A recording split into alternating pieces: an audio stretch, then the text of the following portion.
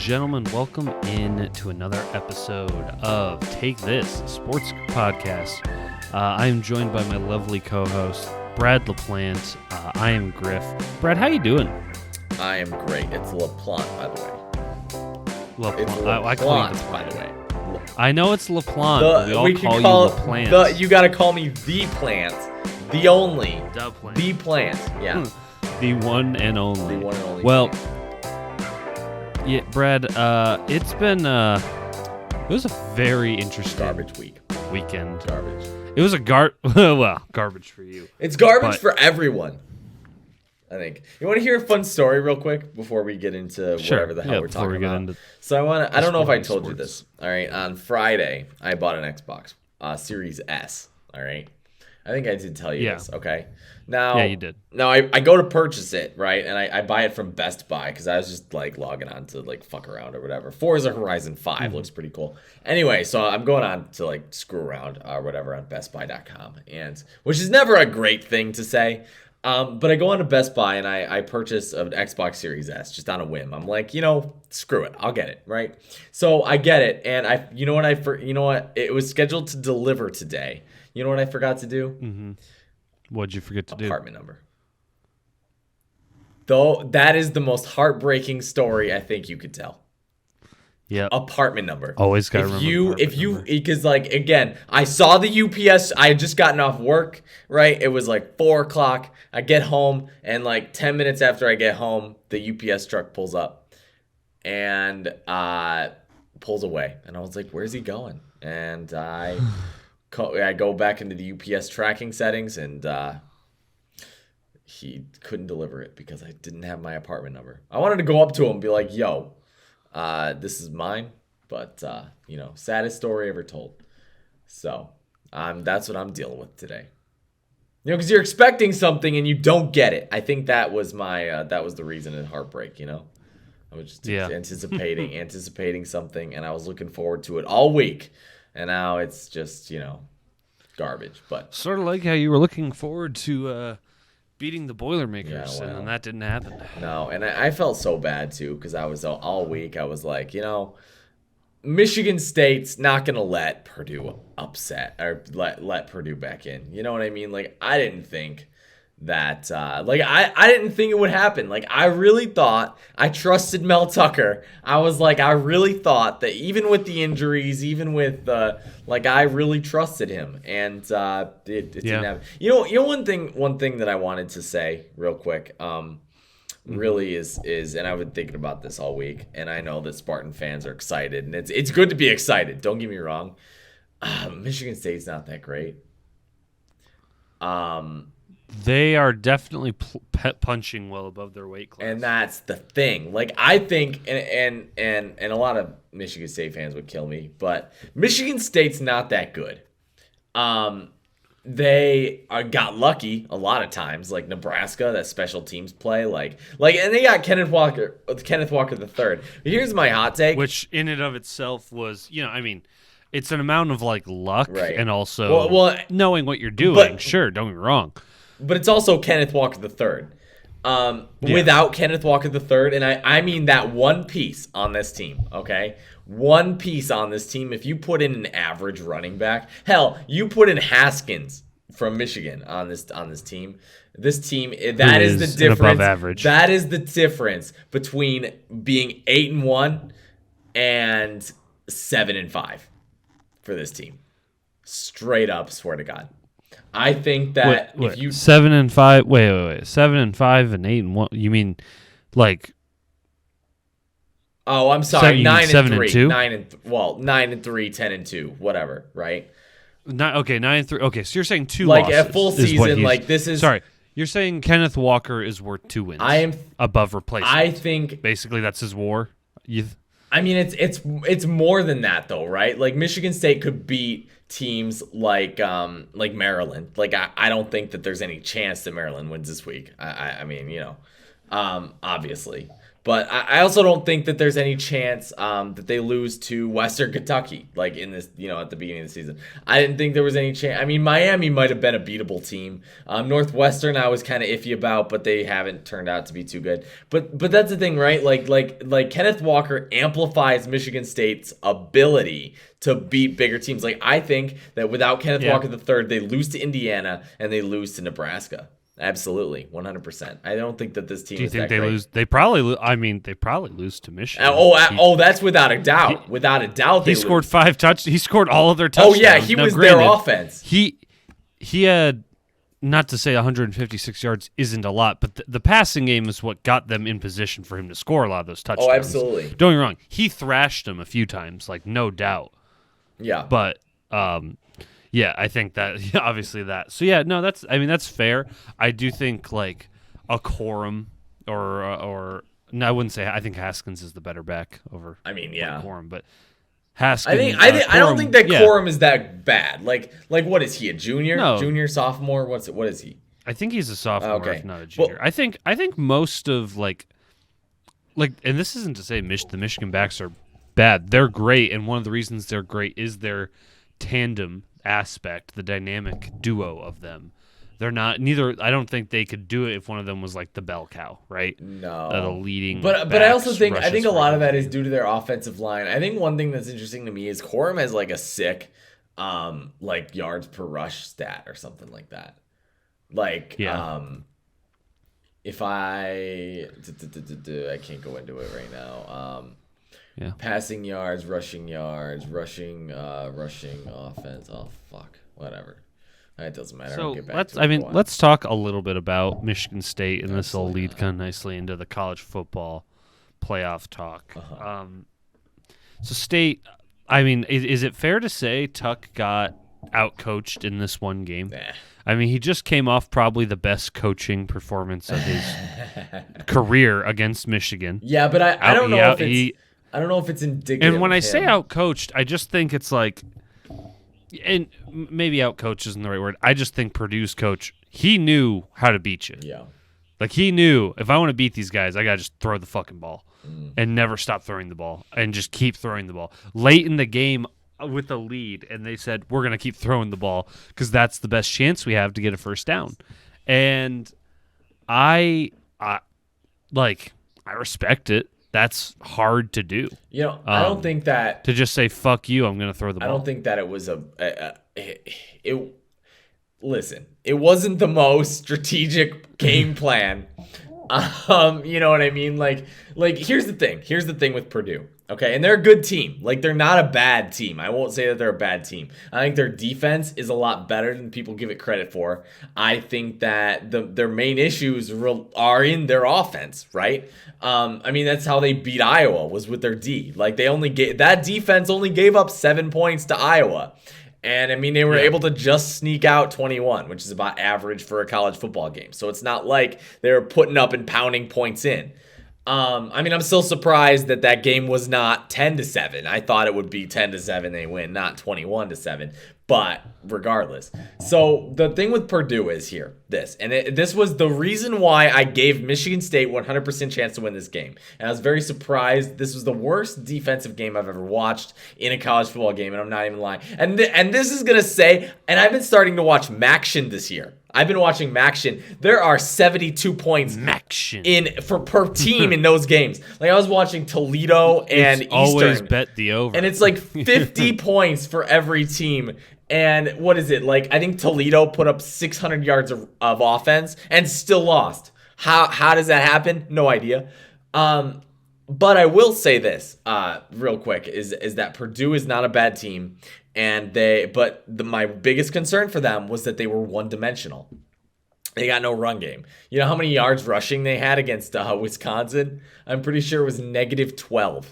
That is not sustainable in any level, especially against Michigan State. And I know that Michigan State had holes on defense. Like, that is not an excuse either.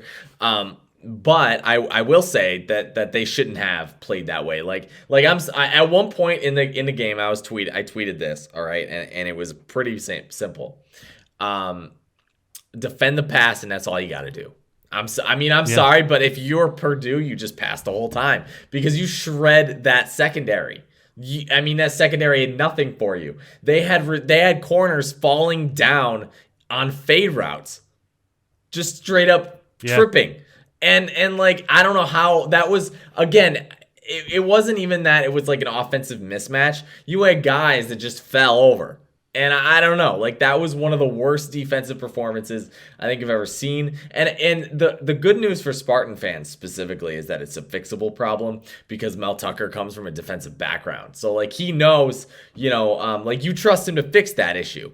So I just think that, I don't know, like, you think that it's got to be, it's a fixable problem. And if it's not, then that sucks. But not, I don't know, like, and I think that Michigan State will beat Maryland this week, but I don't know about. I definitely think that Michigan has a better chance to beat Ohio State than they do, and I also think that Michigan State may lose to Penn State, but that would still put Michigan State at 9-3, which is exactly where I think that their borderline expectations are. But again, I don't think that Michigan State's that good. No, I think. This is one of those things where it was like, it's funny, like, is it a trap game if everyone calls it a trap game? Absolutely not. Because, like, everyone was like, this is a trap game. And that's my thing, is I think Michigan State was number 3 because of the big win against Michigan. But they did not deserve to be there. I think that, and I think this goes into my point about the CFP too, is that Cincinnati's number 5, right, this week, and I don't think they deserve to be there. I think that Cincinnati should be like 8 or 9. But they're undefeated. Isn't that supposed to mean anything? Right. Yeah, join a real conference and then we can talk. And have a real schedule. And I think we can talk. No one will schedule against us. Join a real conference. and just to finish up with the point on Michigan State real quick, and I think that like Michigan State they're not a bad team. I think they're above average and they played above average. They've found some way to win every game. I just think that Michigan State is more like an 8 or 9 team. I think that if Michigan State played Cincinnati in the playoffs, I think that would be a toss-up. I don't think, but again, I don't think that Cincinnati is that great. Like, I don't think that they're a top 4 team. I think that Cincinnati's good enough to get in an 8-team playoff. I don't think they're good enough to get into a 4-team playoff. And everyone always argues, and I understand this too. Everyone always argues like, the 4-team playoff, like we always like the dynamics have changed with the rankings because we always put all of our pennies at the top. And I'm like that. Yeah, that's the point. Yeah. You want the best teams in the 4-team playoff, and if the best 4 teams aren't there, then what the fuck is the point? And yeah, I don't know. I just don't think that Cincinnati's that good. I don't think that Michigan State's that good. But I also don't think that, again, that was one of the most pathetic defensive performances I've ever seen. And I think that at one point, bend but don't break catches up with you. And when you got holes on defense, that's not a good place to play. And for Michigan State fans, it's a good thing, too, that Mel Tucker came out here, said, hey, we're not going to blame the officials because that targeting penalty was bullshit. But we're not going to blame the officials. We're going to go out there, play again. We're also not going to... I do find that funny, that the fact that he said that. It's a very subtle way of being like, yeah, that call screwed us a little bit. And like he's saying, oh, we're not going to do that, but like in doing it, he kind of did it. Yeah, and and don't get me wrong, I'm sure his message doesn't change the locker room and like, and I'm not. He's definitely, don't get me wrong. Him doing that is like, if you're gonna say the officials, I don't think he's even saying they screwed him, but if you're gonna say, yeah, that was a bad call and that probably hurt us. That's the best way to do it because it's very subtle, but it still sends the message of like, yeah, but like whatever, we move on. Whereas Harbaugh is talking about it 9 days later. Well, and that's the thing, and again, like I don't think that Michigan State, like that penalty was. I will argue that it was a turning point in the game. Like I don't think that it happened and then Michigan State seemed to sort of fall apart. But that's the first time that I've seen that. Like, that's the first time that Michigan State has caught adversity this year, and they've just kind of collapsed. Like, because before they've caught adversity, and then they just rise above that. And they kind of and the thing is, they started coming back in the second. The issue was they could not get the defense to. Well, it was after that. It was after that sit targeting penalty, and I'm not gonna. And again, I'm not gonna say that Michigan State lost the game because of that targeting penalty. But after that, Michigan State started to fall apart. I will say though, if you play like that on defense, you don't deserve to lose a game. Yeah. Yeah. I mean, I'm sorry. I mean, you don't deserve to do- win a game. Sorry, my bad. They did not do what was necessary to come out with the victory. No, absolutely not. Just like Michigan didn't the week before. No, and I don't know. Yeah, it wasn't looking good. You want to go into the CFP rankings, or you want to talk about the Michigan game? Is that what you want to talk about? They stomped on a fucking homeless team in Indiana on their 7th QB. Oh my god. I don't care. Yeah.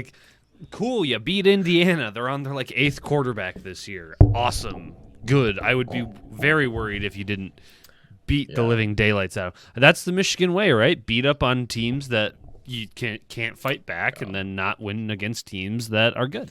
Yeah. Michigan fans hate that. me. Michigan fans hate me. Oh my god. That Michigan game though, and I don't understand why Michigan fans get so heated, And I have a very unique. They're upset. Yeah. That's all it is, right? It's just I was doing it. I was so fucking mad at you that whole 4 days until our show last week where we talked about Michigan. I was so mad at you, and I was going off on you about the calls and shit. Not because I was just mad we lost, and I was mad. I kept seeing Spartan Twitter just fucking going crazy and being like, "Fuck you, your little brother," and I'm just mad because they're right, but I'm still mad. It's one of those things. That's what being a fan is. It's yeah, I know we suck, but it still pisses me off.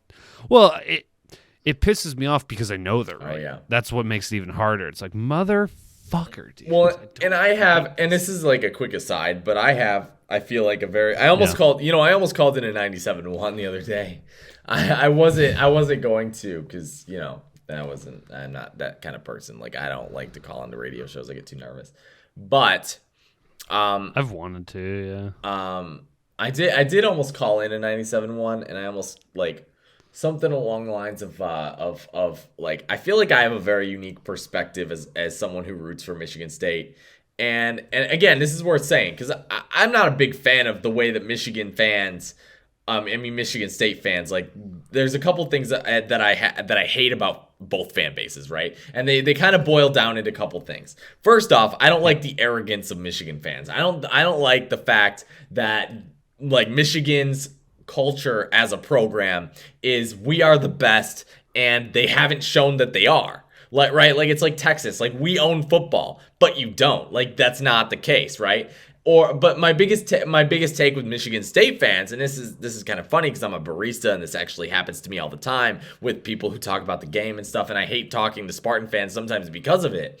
But I hate the notion that you got to go to a school in order to root for them, because that is not the case in any other state. The only reason that it is the case in Michigan is because Michigan and Michigan State are both prestigious academic universities. Michigan is a little bit of a higher tier than Michigan is, but they are, again, very different programs for very different reasons. Michigan's big for health. Michigan State's big for vet stuff. So the Michigan's academic, got the engineering, the academic prestige is there. Whereas if you go to Ohio or Ohio State, nobody gives a shit because Ohio isn't that great in athletics, and they're not that great in anything else. Well, and Ohio State football is pretty good in athletics. But Ohio's not. And same thing with Florida. Florida and Florida State. Nobody gives a shit about Florida State for their med program. I mean, I don't know. I could be wrong. But I'm just saying that it's not that competitive there.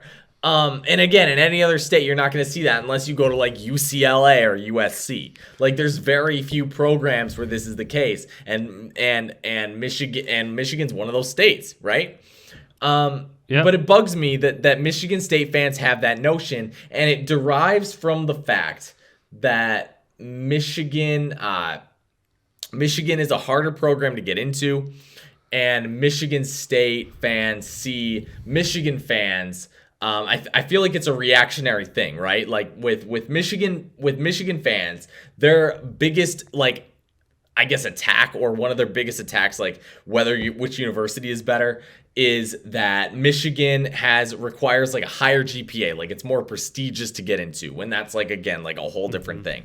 But Michigan State fans, in reaction to that, their thing is like, oh, but half of you guys didn't go to the school. And it's like, yeah, Michigan's going to have less people that went to the school that root for the program because A, they're a more popular football program, and B, Michigan State has a higher acceptance rate. So, those two things are obviously obvious, but you don't, in order to be a sports fan, that's also, not a requisite to being a sports fan is going to the school. It's also just sports. Right. Well, exactly. Why am I a Lions fan? Right. Well, exactly. It's irrational. It doesn't require. And my dad grew up in Windsor, so the only games that were on TV for him back then were the Michigan games, because he wasn't getting the East Lansing games. So because of that, that's why he was a Michigan fan, and because he was a Michigan fan, that's what I latched onto. We get a lot of that, just like politics, you get a lot of that shit from your parents. Right. So it's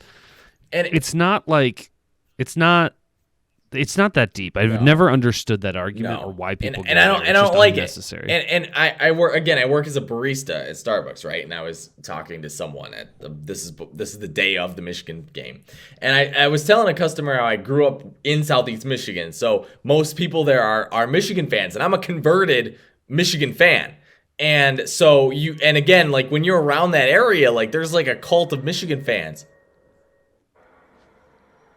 My TV's on. Sorry. There's like there's like a cult of Michigan fans in Southeast Michigan, and it's weird to me that, I guess I just noticed it, and I talked to a customer about this, and then she made the comment like, oh, but like most of them didn't go to the school, and I didn't know what to say because I just think that's a dumb argument and it pisses me off. I don't want to be like, you're a dumb or whatever. But you get into those arguments with people like, oh, but you didn't go to school. I was commenting on I was talking about the Michigan State game. It was 2016, the year they lost to Notre Dame big.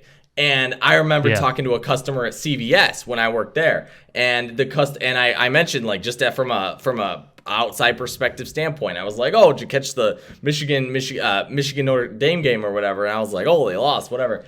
And she was like, which school did you go to? I'm like, dude, I go to community college. What does it matter? You know what I mean? It's just, that's not relevant. It's not a prerequisite to going to rooting for a school. It's the weirdest. That's my hill that I will die on.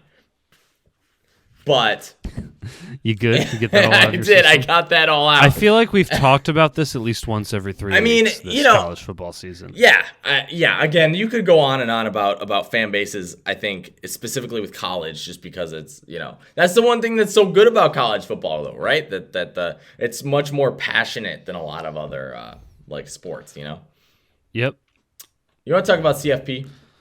Let's talk about CFP. Oh my God, all right. Let's get the easy ones out of the way. Georgia, Bama, both in the right spot, right? 1 and 2. Yeah. No questions asked. I don't think that there's... I know some people are going to be like, well, Bama's got the history. I'm sorry. You win that many national titles in the last decade, you're given the benefit of the doubt. I think that an undefeated Alabama team without Nick Saban doesn't get ranked number 2.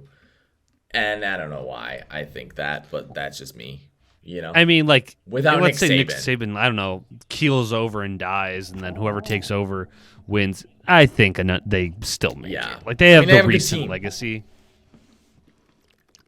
I mean, they're a dynasty. They recruit very well, and they will continue to recruit very well for a long time. They reload. They're the ones that reload.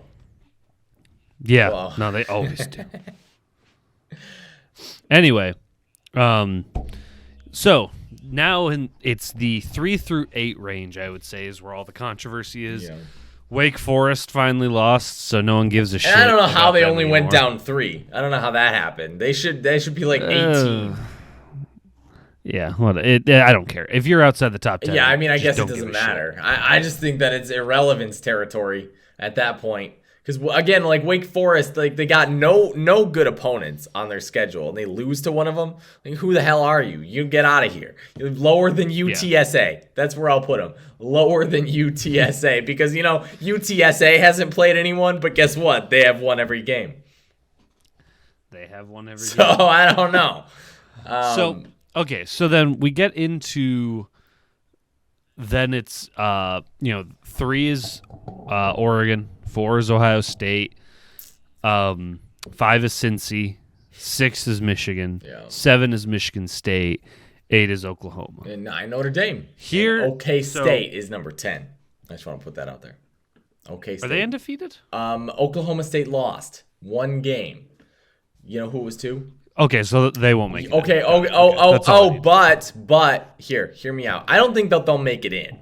I'm not saying that. I think they can ruin Oklahoma. They won't breach the top 6. So Iowa State is the game that Oklahoma State lost to. Iowa State's not a bad game, and here's what I'll say: if Oklahoma wins every game this year, obviously they get in. But even if Oklahoma loses 1 and beats Baylor and Oklahoma State, but the game they lost is to Iowa, they're still going to view that game with value, and Iowa State's a good team. I just want to put that out there. Like, they're not some hunky-do, unranked garbage team. Like, they are a fringe top 25 team. It wouldn't be a hurtful loss. I just think with how high they are already, I don't know if Oklahoma can afford a loss. No, I think that Oklahoma State loses a game, and it'll be the last game of the season. Wait, are we talking about Oklahoma or Oklahoma State? I think that Oklahoma will lose a game, and it'll be the last game of the season. Gotcha. Okay. Sorry. Yeah, see. This damn microphone stand's giving me issues. Anyway, what I think is going to happen, Alabama is the big unknown to me, because I think Georgia beats them in the SEC championship game. Yeah. And I'm wondering what it will take for them to not make it.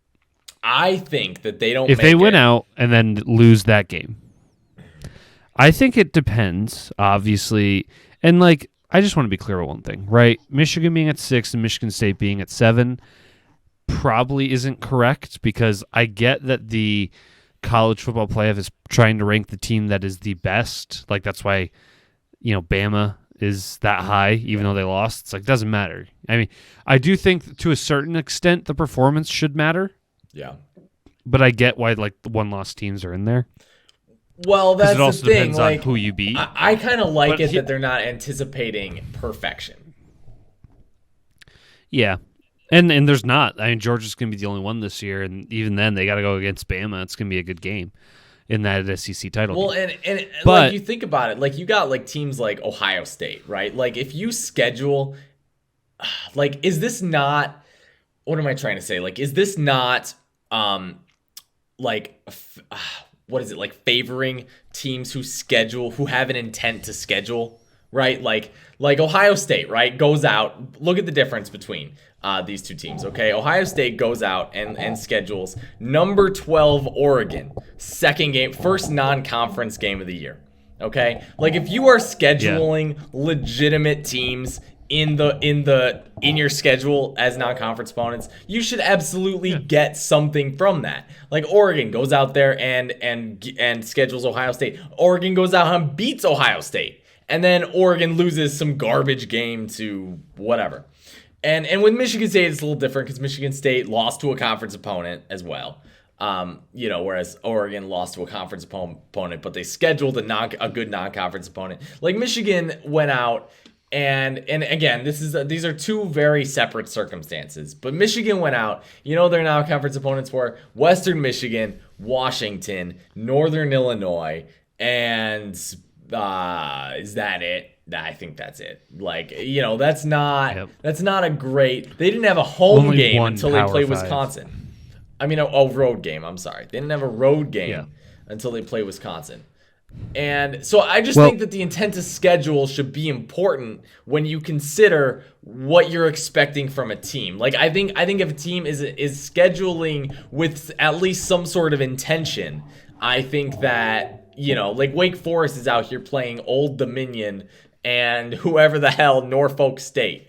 Like one is a Conference USA school and one's an FCS school. Like, I'm not impressed by that. Yeah, I think it really comes down to, like, performance needs to matter, and also how good your team is needs to matter. And I think the committee does a bad job a lot of the time, but I think they're doing an okay job this year. I agree. And like I said, I agree. literally none of this matters, right? This is all just so people like us and people in the sports media and people on Twitter in the sports world have something to talk about on a week-to-week basis, right? That's all that matters. So I think the big thing that they're showing, though, is, one, your schedule matters, who you face matters, and who you beat matters, and also who you lose to matters. I think the biggest inconsistency, right, they're kind of trying to show that, like, your performance on the field matters as much as, like, the projection of you being a good team. Alabama's a good team. They had one loss, and that matters, but it wasn't to, like, it wasn't Appalachian State. It was a Power 5 team. Not a great one, but it was that nonetheless, and they've mud-stomped everyone else, and, again, you have the benefit of the doubt being Bama. Ohio State loses to the number 4 ranked Oregon Ducks, the number 3 ranked Oregon Ducks. And while, yes, Oregon has a worse loss to Stanford, they have better wins, like against UCLA and against Ohio State, and they've clearly shown, like, the head-to-head matchups matter, except for one, obviously. There's also something that people are forgetting too is the amount of statistics and analytics that these committee members get to see, because you got to think, like, this is a 2 to 3 day process or whatever. Like, they do this from Saturday, or, well, not Saturday, but they do this from Sunday to Monday. Maybe they might even do it into Tuesday. But this is a like 48-hour process. Like, they go into a room, they look at a shit ton of stats and analytiks and everything, and then they actually get into. See, for me, I'd just be like, eyeball test. Right? Yeah, it's not like me and you where we're just shit talking, like. We're looking at a screen and we're like, oh, that team's better than that team. Like, like some people are thinking Cincinnati's good because I want to talk about. At them. Yeah, but that's the thing. It's like Cincinnati is going to go winless, and people want to say, like, oh, well, why are teams with losses getting? Because Ohio State lost to Oregon. They didn't lose to nobody. They lost to Oregon.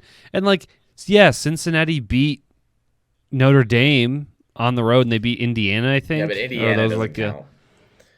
I mean, it doesn't. It's a Power 5 team. Yeah, but it's a Power 5 team. Yeah, but it's not. I don't care. Like... I don't care. It's a Power 5 team. Okay, but then, if you're going to give, they're not, no, shut up. Shut up. Let me explain. They are not good. I'm not saying Indiana's good, but they are a non-Power 5 school scheduling Power 5 teams. That matters. I mean, but here's the thing. When the rest of your conference is Western Kentucky and, I don't know, like, just a bunch of, like, nobodies, that matters. Like, because the thing is, like, yeah, Michigan went against Indiana and they mud stomped them. But guess what? Michigan also has to go against Penn State, Michigan State, Ohio State, Wisconsin, and, like, yeah, Maryland, Rutgers. Those guys aren't very good in the Big Ten East, but, like, that's harder than, like, those games alone are harder than, like, the entirety of the conference schedule for Cincinnati. And I think that's basically what the committee is saying. It's like, listen, you don't play anyone that good. We're going to reward the teams that actually have to go and face real college schools every week that you don't. It's like, people say, well, what do they have to do? Be in a Power 5 conference. Like, that's really the answer. If you want to be in the playoff, be in the Power 5 conference. And I mean, they are going to be. I'm pretty sure that they just accepted an invite to the Big 12, which is bad news because I don't want the Big 12 to exist. Yeah. Well, that's a whole other talk. But, like, I really think it comes down to the fact, it's like, that's where the projection is like, they know like Cincinnati like is not better than Oregon or Ohio State. Right. Even though their record is better, they just know that that's not the case, so they're not going to do it. And let's be real, I would bet the other three are also better. Michigan State, Michigan, and Oklahoma are also way better than Cincinnati. But it's, they have to put them at 5 to appease people, otherwise there'd be a riot. So I think really what it comes down to is the one thing I don't get is Michigan State should be above Michigan. Like, that's just plain and simple. They have the head-to-head win. Ohio State is better than Oregon, I think, like, pretty clearly in terms of, like, if you're trying to project, like, oh, we think Michigan's a better team than Michigan State. Okay, but you're not doing that with Oregon and Ohio State. So you got to keep that consistent. Yeah. And then as far as, like, Oklahoma just went out and you're in. Like, that's that easy. Yeah, I mean, and I guess the good news and the weird news really is that the Big Ten stuff will sort itself out. The weird thing about the Pac-12 is that mostly won't actually. Like Oregon in terms of and they've been stomping people. Like, they look like they are the Oregon of like 2012 or whatever, where they're just putting up video game numbers on people. This like game against Colorado, 52-29. This game against just looking at the scores, like Arizona, 41-19. Like, they're just beating teams by 20 points in their conference. So I feel like that has a lot to do with it. They just beat with Washington 26-16, but they play Utah on the 20th and they play Oregon State on the 27th. I don't think that, I mean, they play Washington State coming up, but like, I don't know, like, I don't think that they have any like big value opponents outside of Ohio State. Like, that's their signature win. And I think the Pac-12 title game might have some more to say about that, but the Big Ten stuff will mostly sort itself out. Like at least one of those three teams, Michigan, Michigan State, and Ohio State, will have 2 losses. One of those teams will finish. Well, I guess technically they could all finish with 2 losses. They could. Right? That's true. If Penn State could throw a wrench in a lot of plans here, yeah. But I think what happens is one of those teams is going to win out. Yeah. I think it's Ohio State. If I had to bet my money, if I had to bet my money, it's Ohio State. I think the college football playoff is going to look like this. It's going to be Georgia. It's going to look like Ohio State, probably Oregon, and then like that third slot's a wild card between, I think, Bama and Oklahoma. Yeah. And unless they both self-destruct, and then I guess Cincinnati sneaks in, that's about it. It's just so weird though. Like, this is one of the more interesting years because I feel like by now there's like, it's really down to 6 teams, and we still realistically are at 8 teams that can get into the playoffs. And I think that's why you're going to have a lot of people who are like advocating for the 8-team playoff. I think that would be good. What's interesting to me is if we have an 8-team playoff, that's obviously a totally separate conversation. Like, we got, Oklahoma's in that last spot at 8th. But I also feel like they might be valued a little differently, right? Like that might have something to do with it. But Oklahoma, if we go by just these rankings, Oklahoma would be 8th. Notre Dame's outside looking in. And then you value, like, Texas A&M had that win against Alabama. Like, I think that if we were doing an 8-team playoff, I think that you would value these teams almost incredibly differently, and you would put Texas A&M in over Oklahoma. And they would be in the top 8 because Texas A&M had that signature win. Even though they only have 2 losses, like, you would put that in there. And there's one of those 2 losses was to Arkansas, and that one. The last win was just against Auburn, so they just beat Auburn. Like, you know what I mean? And so I just think that it's very interesting how that would change the dynamic of everything. But I think it will make it more exciting because not only would you have more like accurate end of the season and teams that are actually supposed to be in. You're gonna have more of that. I think that it would make more exciting bowl games, like in the sense of like there was one last week when the first CFP rankings came out, like that was projecting Cincinnati at what 6 and Michigan State at 3. Like that would be a good game. Like I would love to watch Michigan State and Cincinnati. Like that would be a good game. Whereas like with other, with some teams like Alabama beating up on a team, like, Yeah. like I don't want to see Alabama play Oregon or Georgia. I mean, well, Georgia, Ohio State might actually be fun, but not this year. I don't know. Like Ohio State does not look like an SEC team. No, but like Ohio State's Ohio State. Wow. I think they'll win the Big Ten. I just don't. I think they'll. If they go against they would be like. See, they'll probably end up they could very well end up the 2 seed, and I think they could beat Oregon again.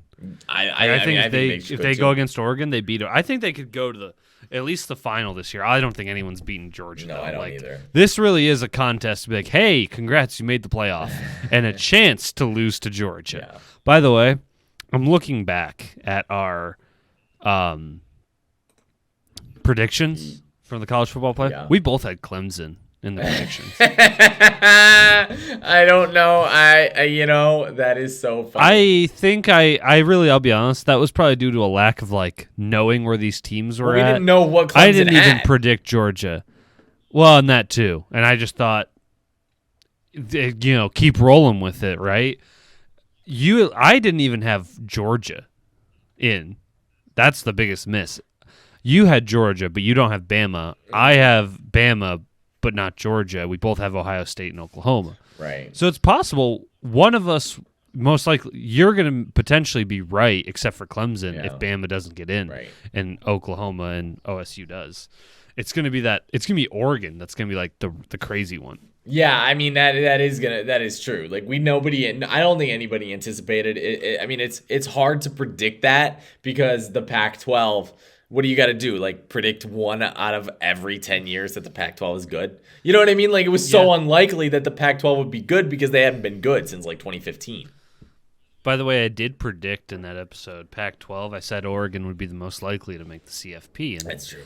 I didn't say they would. I said they were most likely, and I'm right on that. I don't think I can be wrong at this point. They're definitely the most likely this year. No, I don't think that another Pac-12 team is in the 25. Are they? I don't think so. No, it's Utah. Utah. I'm sorry. Utah is number 24. God, I always forget. They're barely Pacific. Yeah, so they're in the middle of a fucking desert. That's not Pacific. Well, and Utah's 6-3. Sorry, Utah. They're not. I mean, they're not great. But look at the rest of the Pac-12. You got UCLA at 5-4. USC is 4-5. Colorado 3-6. Arizona 1-8. And you got teams that are not only. 3 teams in the whole conference of 6 wins. Yeah. But yeah. So I think, this is just one of those things. We got to see. The only one that matters is in December, right? Course, yeah. December 8th, I think, is when they announce it. Yeah. Because that'll be when all is said and done. Right. I think it's OSU, it's Oregon, it's Georgia, obviously, and it's either going to be Bama or Oklahoma. Yeah. Depending on how this shakes out. I think a 2-loss Bama team does get in over a 1-loss Oklahoma team. Yeah. That would be the world would end.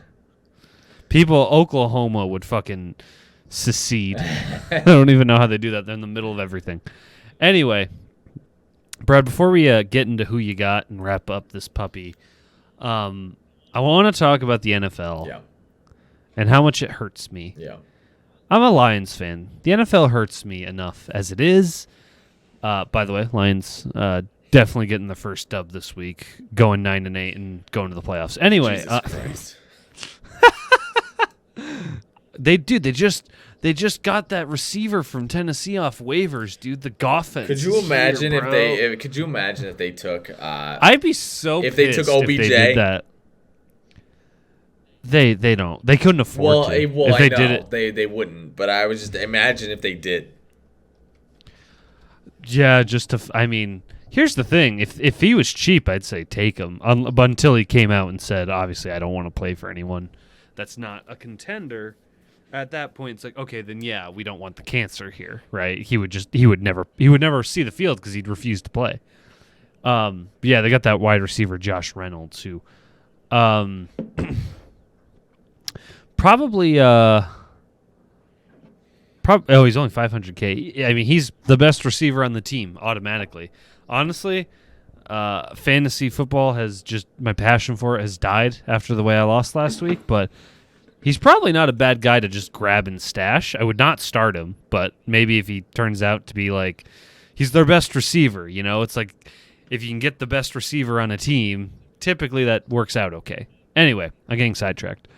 Talking about the Lions, I could talk about them all day, and even though they're just awful this year. But, at least it's for a purpose. Number 1 pick right now. Woo woo. NFL taunting rules. Yeah, can we fucking stop with this? I'm so tired of, NFL officiating has been spotty at best lately. Especially with the very large emphasis on offense. It's very clear the NFL wants offense to be protected, hence why the really weak roughing the passer calls with you can't put your body weight on them as you tackle them, which is just absurd.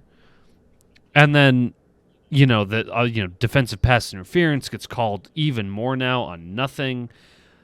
It's just it's been bad. And now this year, the taunting rule, the taunting emphasis, because taunting's been a thing, and this all stemmed from Super Bowl last year, Super Bowl 52. Right? It's 52 last year? No. 54. I'm way off. Ignore me. Yeah, Super Bowl 54. And it was at the end of the game when Mahomes tried to make a throw to Tyreek Hill on 4th down. Tyreek dropped it. And Antoine Winfield Jr. Basically made a play on it. It was a pretty good play. And he... after breaking up the pass, basically it ended the game, and Winfield threw the peace sign up to Tyreek Hill because Tyreek is infamous for, as he runs in the end zone, throwing the peace sign up as he's running 30 miles an hour like the freak of nature that he is. And he was penalized for that in the game, but it didn't matter. The game was basically over because they got the ball back and were up by 2 scores, and there was only 4 minutes left. The game was over. But because that happened, in their biggest game, the most watched televised event of the year, the NFL is like, ooh, we don't like that. And the owners were like, ooh, we don't like that. And the investors were like, ooh, we don't like that. We don't want to be associated with something so unsportsmanlike. Now, yeah, you want to give them CTE and ruin their lives and, shorten these men's lives for our entertainment. That's fine, but God forbid they taunt a little and have a little swagger and showboat. Okay. So that's where it comes from. That is why there is the emphasis this year. And last night is when it came to, I think, a head. I think it came to this was the call to really seal it for a lot of people because it finally changed the outcome of a game because of when it happened and the moment it happened in the game. Steelers were up 3 points. Yeah, they were up 3 points, 23-20, Monday Night Football against the Bears. They're trying to get downfield, kill clock, go up, maybe get a touchdown, go up 2 scores, worst case, kick a field goal, make it a 7-point or a 6-point game, force the Bears to score a touchdown. Well, they get down the field, and it's 3rd down, and Bears linebacker, I forget his first name, his last name's Nash, or Hash. I'm just going to look it up. But who he is really isn't important. So this linebacker, Harsh is his name. Yeah, Harsh. Marsh. I can't read. Yeah, Cassius Marsh is the linebacker for the Bears. So he sacks Ben Roethlisberger. It's now 4th down. They're at midfield. They can't kick a field goal. Bears are going to get the ball back with 4 minutes left. and plenty of time to go ahead and take the lead, right? Potentially win the game if they can kill the clock well enough. And after he gets the sack, he kind of gets up and he like walks over to the Bears sideline. Or sorry, towards he's like, now he kind of takes like 5 steps towards the Steelers sideline and looks at them, right? And he's just kind of like staring them down. He's just like kind of nodding his head a little bit. He's like, yeah, I'm tough shit, cool. And then as he turns around, he starts to run back to his bench, and the ref is like right there, and the ref kind of it's super weird. I'm sure a lot of you have seen the clip. The ref kind of like turns his back and like kind of hip checks him as he walks by, and then throws the flag out. Well, it wasn't for like bumping into a referee, although that's really weird, and like a referee should not do that. Like, it's pretty clear to me that ref kind of like stepped in his way.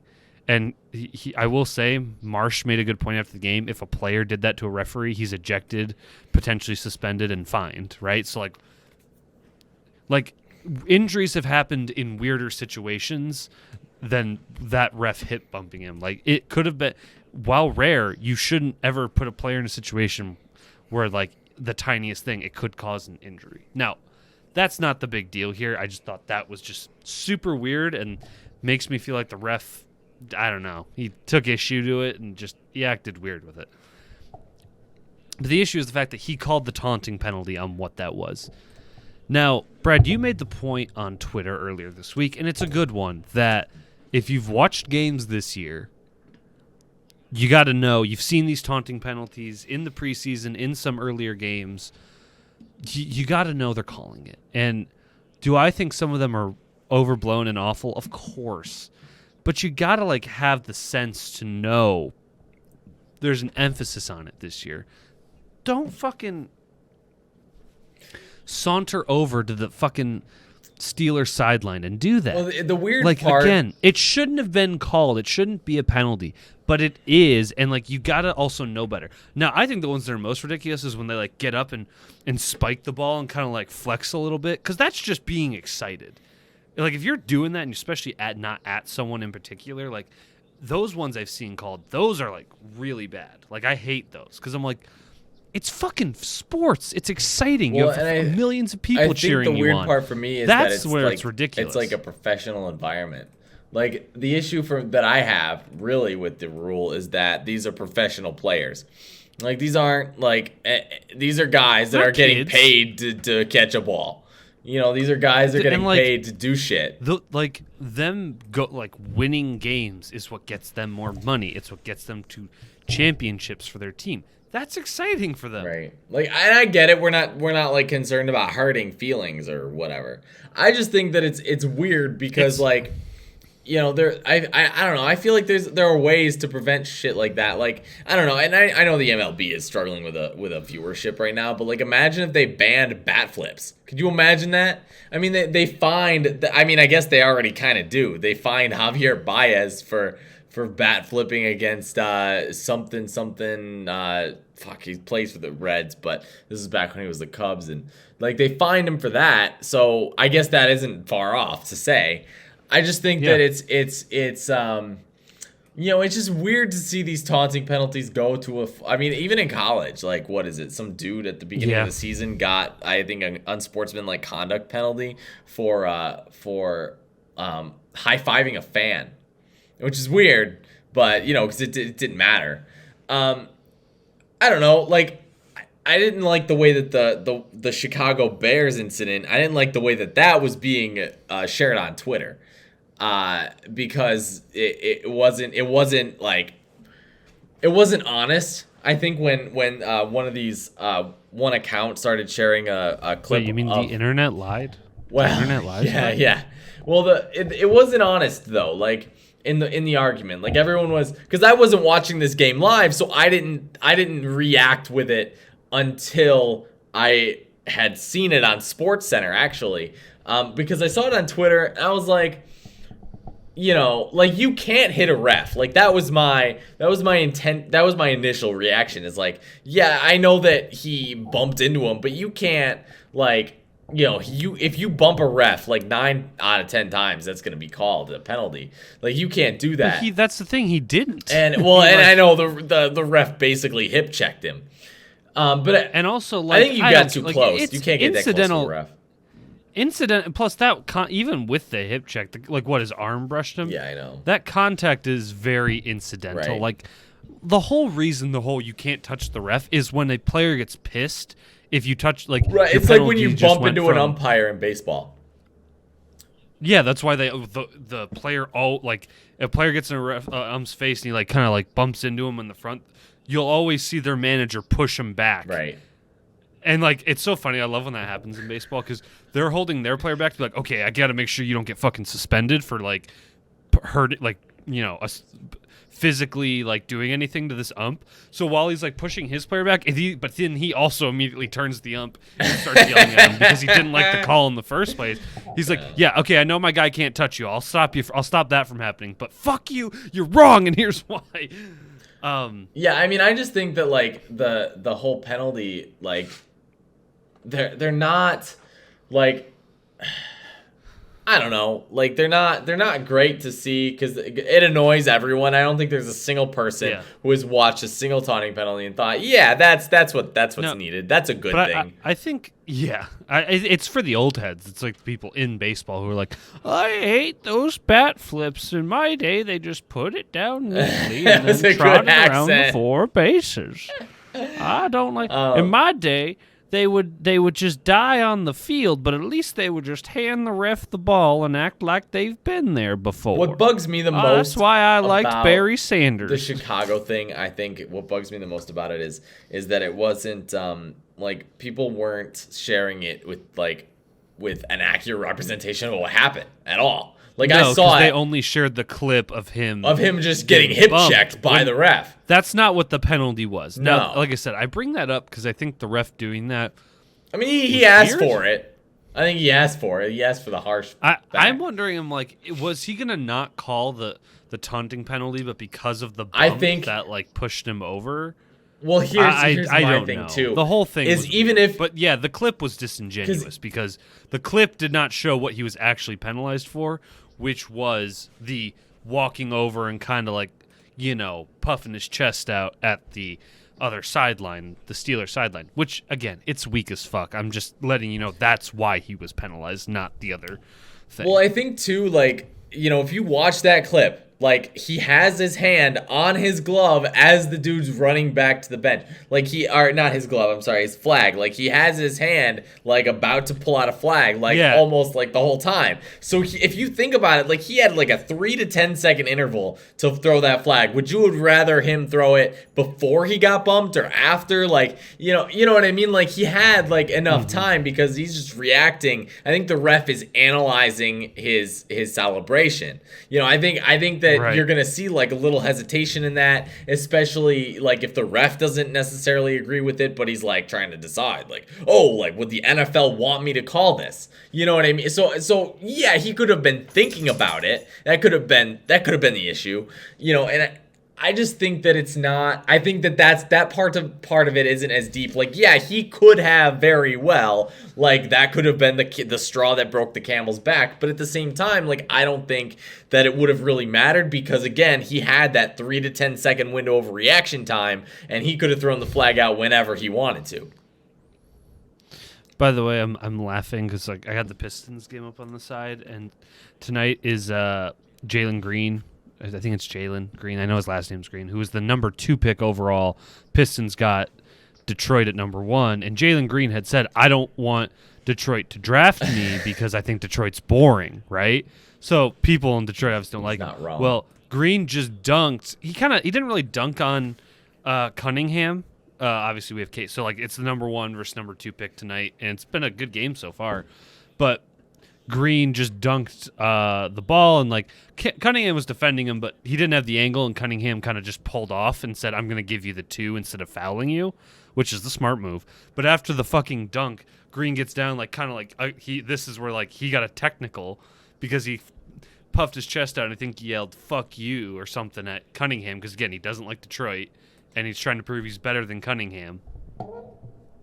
And because of that, Detroit got got a free free throw and then got the ball back. And now they're up by 5. That's hilarious. They were tied, and there was literally a 5-point swing that happened because Green got too big for his britches, which I love to see it because I don't want Green to be good just because I want Cunningham to have been the better pick, and also fuck you, don't talk about Detroit that way. Right. Anyway, yeah, I think the way it was being talked about was disingenuous, but I think we can both agree that this rule sucks. Oh, it and does. This one directly affected the outcome of the game because it allowed Pittsburgh to continue that drive, kick a field goal, and that changed a lot of how the game went because what happened is, yes, Chicago went down and scored that touchdown, but fucking Darnell Mooney scored it, and I lost my fantasy week because of it. Fucking bullshit. But because that happened, then the Steelers at that point were only down by a point. So then all they had to do was kick the field goal at the end of the game, and they did. So it was just like that definitely the Steelers would have had to have scored a touchdown if that they don't get that extra field goal. So it definitely changed the outcome of the game in terms of how the game would have played out if Chicago got that ball back immediately, only down 3 as opposed to down 6 with less time. That's a call where you couldn't make a complaint about it because it did affect the outcome of the game, and this wasn't like a pass interference where there's some objectivity. This is just something that's so dumb and doesn't need to be penalized that I'm over it, and I want it out of professional and collegiate football. So yeah, that's that. Anyway, Brad, real quick, yeah. what I want to talk about real quick. You know what we should do to really, I think our fan base would love this. College basketball. Are you a November? fan? Are you a fan of college basketball in November? No. Oh my goodness, you gotta be. Listen, No. did you watch any of the game last night? I don't like that. I'm only watching the Pistons because it's the only thing on tonight. That's true. There's true. I guess I could watch Maction. That's but true. Now Now, I wanted to see Cade, right? Because that's he's the local guy. Right. Normally, I don't watch basketball unless it is March Madness. NBA playoffs and No, I watch a little. I watch basically February is for when the college basketball season starts for me. I don't care. So Because here's the biggest thing that happens in November. Mm-hmm. Overreactions. Oh, it absolutely. Everyone Michigan State, their fan base is the worst with this. Oh, I know. They'll lose a game in November or December to a good team, and they want to fire Tom Izzo. And I'm just like, guys, calm down. It's November. It really doesn't matter right now. One thing I was thinking about too, with this is Michigan State, and they've renewed the State Farm's Champions Classic or whatever in the last until 2025 or something like that. And I only want to spend 5 minutes on this. I don't want to spend a great deal of time on it, but I was watching last night, and I just realized why does Michigan State schedule these games? I was thinking about it all week. I'm like, why? Just start off throw them right into the deep end. First game of the season. Yeah, Kansas. Number 3 team in the country. No big deal. By the way, I heard that. I was like, oh, they're going against Kansas. That's a cake. Oh, this is basketball. Fuck. Right? This is not football. Right. Which I'm like, right, Kansas, a blue blood school. They're up there with fucking Duke. Yeah, and meanwhile, Michigan's out here playing Buffalo. By the way, Buffalo, scrappy team. They gave Michigan a fight tonight. I did check the score. I checked the score and saw what the analysts said. It looked like it was a tough game. Michigan State. That's why you play a bad team to start. You clean up. You tune up. That's why the college does the same thing. It's a tune-up game. Yeah. Michigan State. I'll never understand. Michigan State did not play well. Again, it's the first game of the season, and again, it's Kansas. All that matters is winning. But that's the thing. Do you think that it would prepare Michigan State for playing against a better team later in the season? Yeah, 6 games in a row. I don't know. Michigan State doesn't have any good teams coming up. I don't know. Yeah, I don't know. There is something we said playing real competition. Adversity. Right. And how you handle that. Right. But I don't like in football. I feel that a lot more because game speed is so important. Because football is so every play. In basketball, I feel like it's a little different, but I can't say for sure. I really don't know enough about basketball is the sport I'm the least savvy on. It's the only reason I care about what works and college. What doesn't. And college is so much different too from if you watch some college basketball games compared to the NBA. College basketball games are and I don't know this for sure, but they look a lot more dependent on field goal percentage, stuff like that. Whereas in the NBA, it's a lot of bit about shoot threes, right? So it is interesting in that regard. But I just thought it was funny, and I just wanted to bring it up because we're out here with Sparty, Yeah. Yeah, I think Michigan, both the teams have the same goal, obviously. I think it's make a Final Four. Right. And I think both teams could do it based on, Michigan has a lot of returning starters, which is great. MSU I'm not as familiar with, but I know Tom Izzo, and I know the issue with Michigan State. He has this tendency of choking in the tourney, but I want to have faith in him. Yeah, I mean, I don't think he's great. They're not a. I don't think they're a polished team. They could compete with Kansas, but I don't think. But that's what the season's for. Yeah, it's all the matter. I mean, getting the seeding is helpful. Yeah. Don't get me wrong. Going up against a 14 seed as opposed to a 7 or 8 seed at the beginning of the year is a lot nicer. Right. Well, exactly. Okay, Griff. Let's get right into who you got. Are you ready? Right after this break. Oh, right. Shit, we got a break. What a great tease. I love it. All right, we'll talk to you guys. Well, we will get right into who you got right after this. All right, Bradford. Yeah. Mr. LaPlante. Yeah, right. Exactly.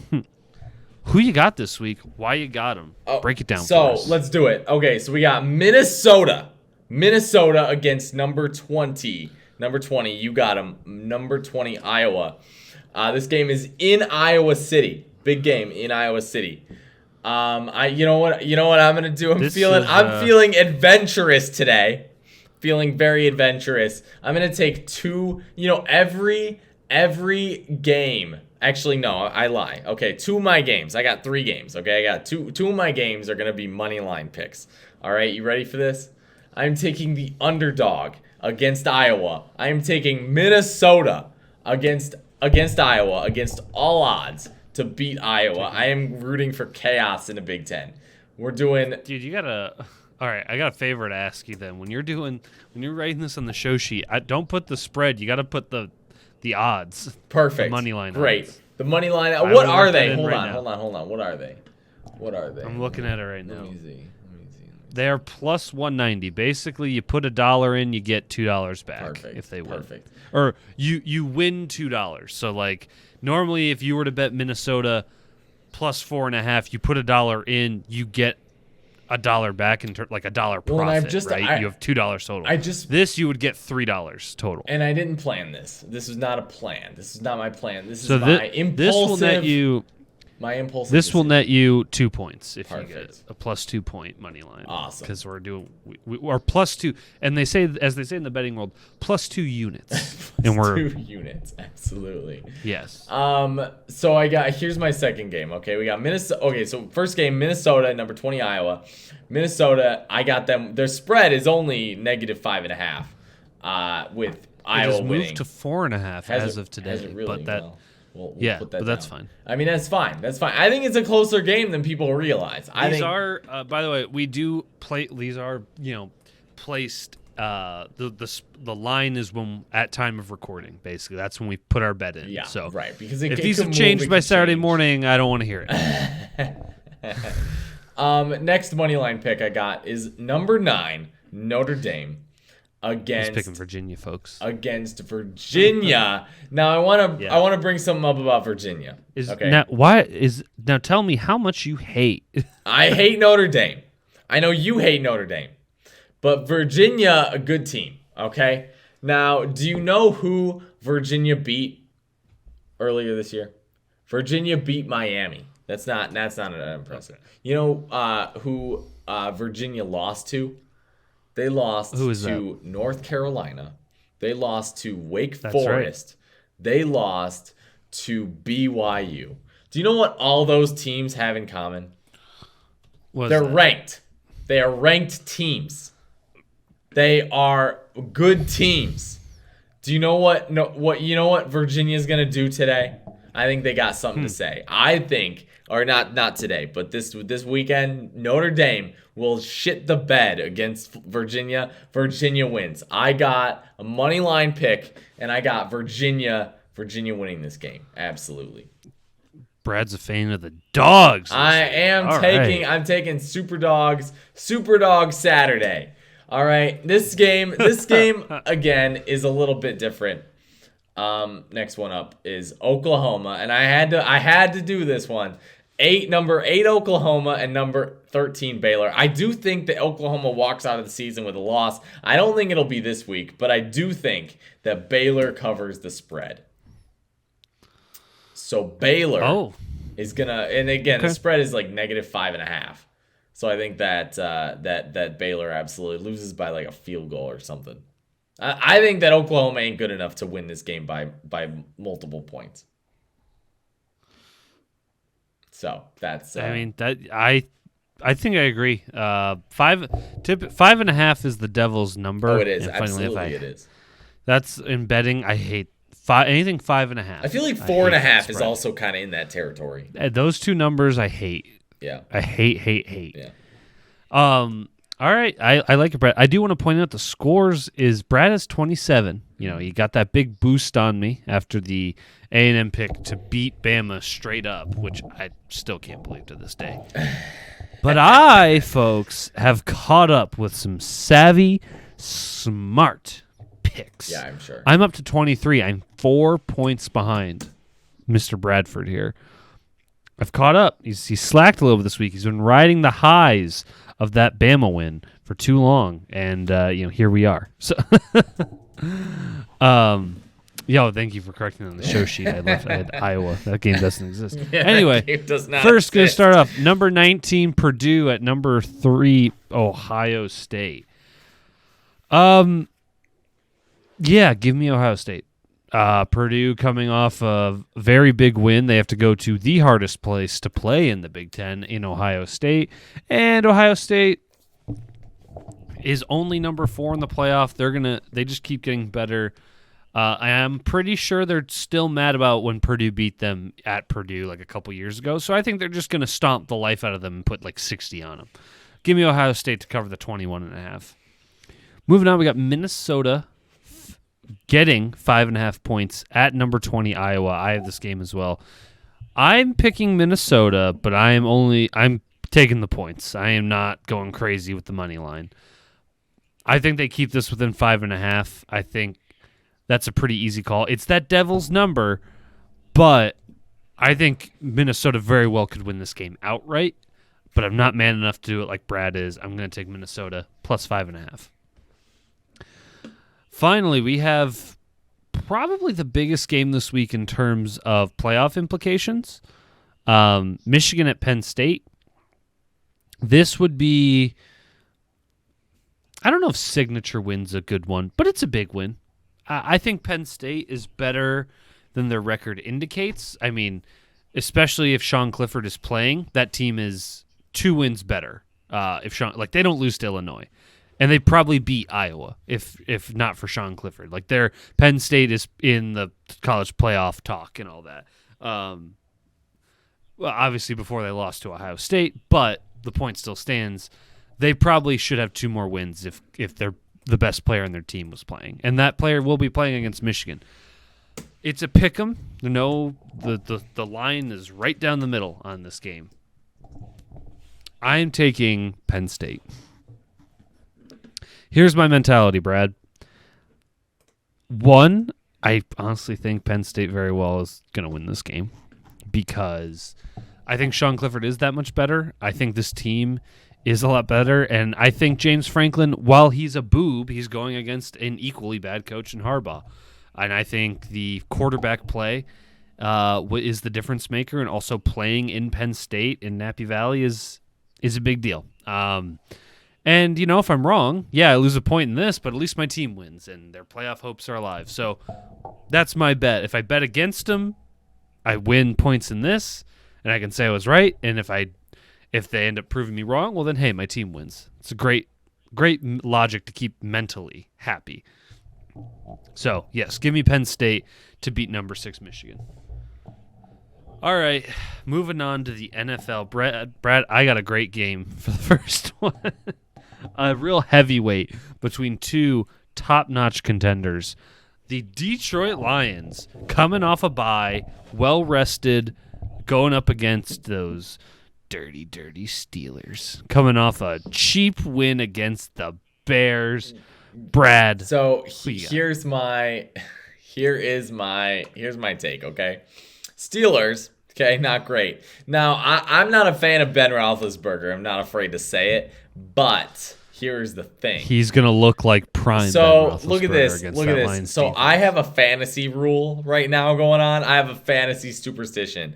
I'm trying to figure out the Bears, I had the Bears defense last week for the sole purpose that they're playing against Pittsburgh. I have picked the defense in fantasy. I've picked the defense who's played Pittsburgh as much as I can do.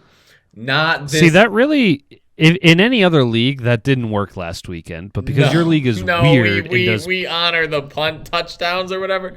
No, punt return touchdowns are normal. Right. It's the punt return yards and kickoff return yards.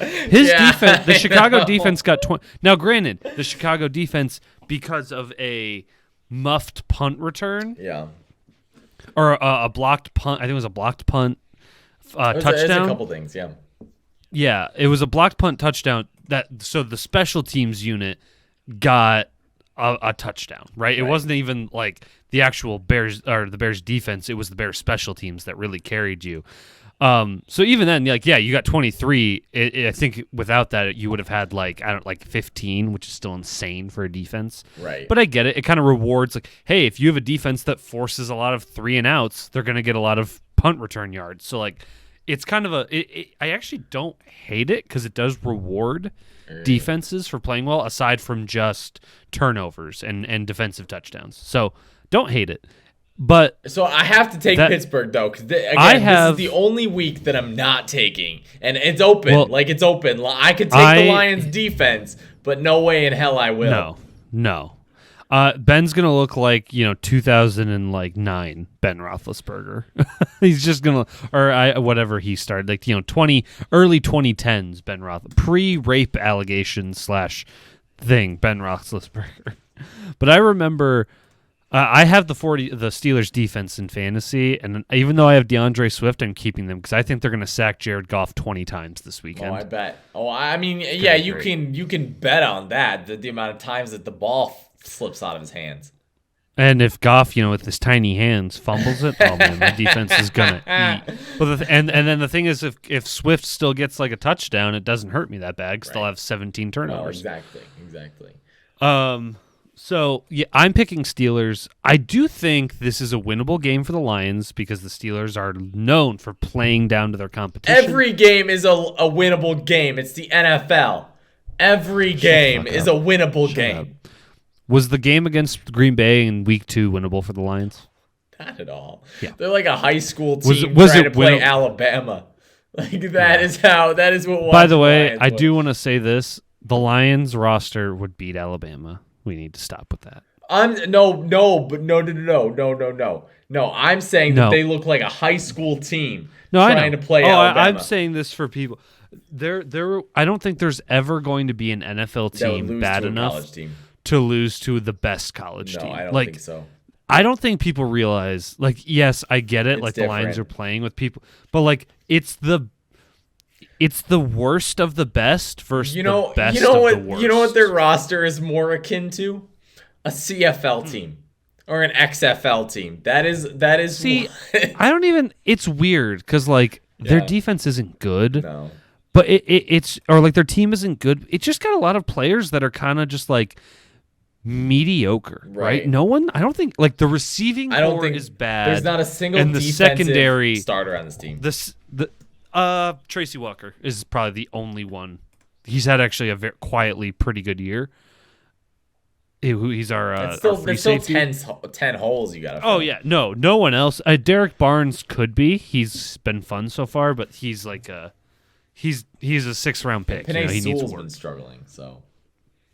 He's had good weeks. He had good weeks in week 7 and 6. But no, it's kind of weird with the Lions. It's like they have a good O-line. Obviously, Ragnow's out and Decker's been out. So, like, next year's when we'll really see that click. But, like, they have Jamal Williams and Swift, a good running back duo. They have a good tight end. The offense, like, has the ability to be good. It's just held back by the fact that the receivers are ass, although hopefully, Josh Reynolds helps with that a little bit. And Goff is Jared Goff. He sucks. Right. Yeah, I'm picking the Steelers because, again, if the Lions could win this game, but again, if I pick the Lions to win, or if I pick the Steelers to win and they do, then hey, I was right in this. But the Lions win, it's like, I was wrong in this, but hey, my team finally won a fucking game. Right. So, all right, moving on. Seahawks at Packers. Seahawks. So you got why? Seahawks. Talk to me. Seahawks. Why? Because, well, first off, that depends. Here's Russell the thing. Wilson is back. Will Aaron Rodgers be back? That's the $1 million question. Because Isn't it? The earliest he could return was Saturday. Right? But the thing is, that is under specific circumstances. So if there is an instant, like if he fails a COVID test or something before the game, he could be out on Sunday too. Right. So I'm not gonna bet against that. I think you picked a shitty game, to be honest. But I'm gonna take Seattle. It's the biggest game of the week. I mean, yeah. But if I were there's two. Well, the next two games are bigger, but this is probably the third biggest game of the week. If I was betting, I would. This is the biggest 1 o'clock. If game. I was betting, I would absolutely not touch this game. I just want to. 100%. I would not. Because the Seahawks are the Seahawks. Russell Wilson is back. That is important to know. I will take the Seahawks, but I think so. We're doing this under a presumption. If the Packers, if Rodgers doesn't play, Seahawks win. But if Rodgers plays, I'm picking Packers. That is my caveat. So this is a game time bet. We'll see what happens. All right, Chiefs at Raiders. Who you got? I gotta take the Chiefs. It's hard for me to bet against the Chiefs right now, and you can't convince me to do it with the Raiders. So I have to take the Chiefs. Yeah, give me the Raiders. Chiefs have played like shit. Yeah, they played like shit. You're right. They've looked. They barely beat Jordan Love last week. That's fair. It is not clicking. And again, if I pick this, I have the Chiefs running back. So if I'm wrong, the Chiefs score like a bazillion points, and hopefully my running back does. So that's not the only. Excuse me. That's not the only reason. I genuinely think the Raiders This is like a quintessential Raiders. This is a quintessential Raiders win. Like this is a game they win. Like they get beat by the fucking Giants last week, but then they win this week against the Chiefs. A lot of bad teams are like that. Like they beat the teams they're not supposed to, and then they lose to the teams that they're supposed to beat. Mm-hmm. So Yep. All right, and then the big Monday night game, Rams at 49ers. If you're the 49ers. Like when do you just give it to Trey Lance at this point? Like, I think now they've had their bye week. I don't know. I think it will be at some point this year. There'll be a breaking point. And we'll have to see what it is. And that's my thing. So until that happens, I cannot take the 49ers at all. Give me the Rams. Yeah, I'm going to take the Rams here as well. And the Rams look good. I mean, they got Matthew Stafford, who's they looked bad last week against the Titans. They did. But there's always a game. Like, everyone's freaking out. They're like, see, that's the Stafford we know. And I'm like, I think this is a one-off. It sounds a lot more like an outlier. You'd like to think that like an elite. Oh, but he's 1-2 against good teams. Right. It's like, okay, he beat Brady and the Bucks. Right. He had a bad game against the Cardinals, and he had a bad game here. And you know what? He won't be able to afford doing that. But for right now, he's fine. 7-2. Yeah, I gotta until he proves otherwise. If he has another game where it's as bad as that was, and it was primarily his fault because he spotted him 14 points. Right. If he has another game like that, then I'll turn on the panic button. Right. But right now, holding steady. Matt Stafford, MVP Super Bowl champion. Okay. Perfect. I can only hope. Anyway, Brad. Okay, I know I said we wouldn't talk about fantasy because I'm heartbroken. I'll just talk about it real quick. I lost. I was at 107, and the guy I was going against had 96. He had Darnell Mooney. I had the Pittsburgh Steelers defense. Everything was going great, and then Darnell Mooney got the only 2 offensive touchdowns that the Bears scored. I just got I have the most boom or bust team. DJ Moore, Mike Williams, Cortland Sutton, all are boom and bust, and it drives me insane. I had Kittle back this week, but I didn't play him because I thought he was going to be on a snap count. That ended up costing me. That would have been enough for me to win. I almost picked up the Miami defense. That would have put me over the I could have won in so many ways, so that's why the loss was all the more heartbreaking. So it's when it comes down to it, it's just my team is boom or bust, but I kind of have my lineup back where I want it this week. I just got to hope Sam Darnold gets his shit together and DJ Moore can get some touchdowns. That was the biggest thing that killed me. His team, he had Kelsey, who got the touchdown, and instead of me, who has Darrell Williams, their running back, that hurt because that was a 12-point swing. So Kittle got a touchdown. Michael Pittman Jr. got a touchdown. He had obviously Mooney with 2 touchdowns, and someone else in this team had a touchdown. He had 4 guys score touchdowns, and I had only Alvin Kamara was the only guy on my team. Not quarterbacks, but Alvin Kamara was the only guy who scored a touchdown of my skill players, and that's just you're not going to win if your guys aren't getting in the end zone, and my guys just have not done that.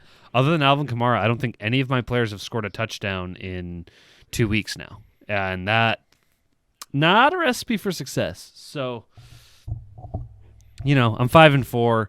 I'm going against a really hard team this week. I honestly think if I lose this week, my season's over.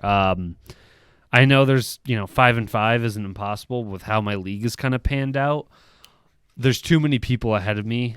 If I lost this week, I would have to win out to have a shot after that. So I'd have to win 4 straight if I lost this week. So forgive me if I'm not optimistic about that. But we'll see. I 1 week at a time. But the only good news is the league I did for my dad won again this week. That league is 7-2. I told my dad if he wins the league this year, they do rings for theirs. I'm like, we gotta both get rings because I drafted the team. I'm like, they gotta pitch in for both of our rings. All right, you get one too because you're like the manager. I'm the GM that drafted it for my dad. right? When I was a kid, my dad was in his league. It wasn't fantasy football. You know what it was? It was fantasy racing. He would he was in this NASCAR league because that's what they had back then. And he would always ask me for advice because that's what I was. I was the NASCAR go-to guy. Griff, I want to talk to you about my league for a second. You gave me advice. Oh, I should mention my fiance's league is she's also 7-2 in that league. She's in first place overall in total points and record. So I know what I'm doing. My team just has gotten screwed this year, and it sucks. You gave me advice. Team. You gave me advice this past week, and I think it led to me winning my game this week. I don't think that I would have won. You told me to go out, I think, and get a running back or something. Do something. I told you to get So I know. I told you to get someone. Well, because I forget what I was at the point I think that I was like, this is hopeless. This is useless. This isn't going great. This is kind of hopeless. And I'm trying to find, and I don't think I have the time to get into it, but I went out and I went on the waiver wire and I ended up getting a few key names. One of the new names, obviously, Donovan Peoples-Jones, who played Cleveland, and he got me 16 points. Like, dude showed up. Dude showed up. He had the long touchdown, which probably saved him, but like, And you know what's great about him? Now that Odell's gone, he's going to get even more snap count in the game, which is huge. Perfect, because I need him. Mark Andrews is back, so that was good. He got me 13 points. Sony Michel was another one you told me to go out, get a running back. When you picked him up, I thought that's not going to be any good because he probably only gets like 30% of the snap count. Only touchdown for the Rams. Oh my god! That's a team with Darrell Henderson, Robert Woods, Cooper Kupp, and Tyler Higbee, and Sony Michel got the touchdown. I saw that. I needed and someone. Laughed my ass off because I was like, I'm a genius. Well, here's the thing. Michel's gonna get you probably like 5 points a week. Yeah. So that's the thing. That's the bare minimum that I expect. He's got the floor, and it's a 12-man league, but you guys play like 3 more starters than like a standard league. So some to get a guy that's got the floor, it helps. No, it's a boost. Floor is a big deal. Right. Like even Marvin Jones Jr. got me 5 points this week, which is not a lot for him. But still, the fact that with the combination of the performance of Jonathan Taylor, who put up 34, Justin Herbert, who's been putting up like 30 a week for me, Kenyon Drake, who had 16. Shit like that. Like that is just something like the Bears defense put up 28 points. It's funny. I'm just like at a point where it's like I know my fantasy advice is good because my fiance's team is doing well. I drafted my dad's team, and like his team, most of the players, the worst pick I made in my dad's league was Calvin Ridley, but that was like something so unforeseen with him stepping away that it's like, okay, I can't, like you can't predict that. Right, that's like not exactly. my fault. But like even then, like my dad, when his lineups are like the same team, other than defense, he just in kickers he swaps out. But like Tom Brady, I drafted Cooper Kupp, I drafted Devontae Adams, I drafted Ridley, I drafted him Dallas Goedert and Mike Gesicki. And like the biggest thing was his running backs, but he just like between Chase Edmonds and Mike Davis, they've always been serviceable each week. Right. So like, and his league is like 1 running back, 1 tight end, 1 receiver, and then 3 flexes. So you only need 1 back. Right. So it's like that team's doing well, and my fiance's team is 7-2. Your team is 7-2, and my team's 5-4. So like I'm doing well in fantasy. It just hurts because like this is my team, right? This is the team I manage solely, and it sucks because like other than this week, my other 3 losses were like I got the 1 week I scored 70. Like that was it was the dog shittiest of dog shit weeks. And then the 2 losses earlier in the season were razor thin. My guys didn't show up that day, and that's kind of what happened here.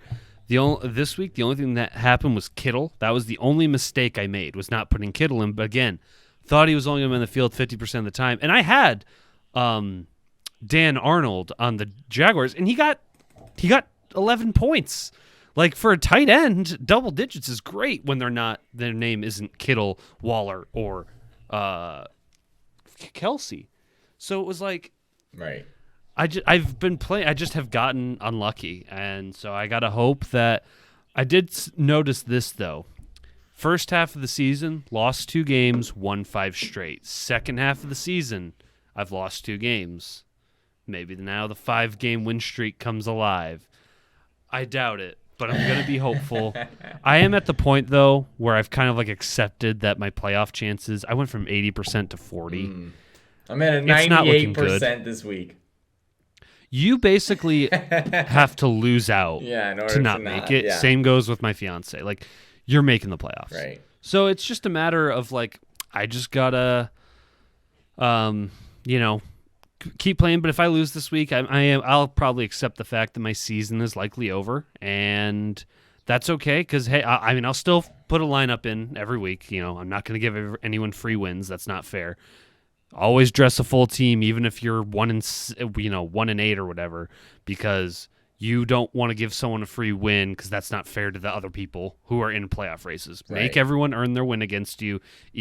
I'm not saying if you don't want to do the waiver wire, fine, but always field a full team to the best you can. Right.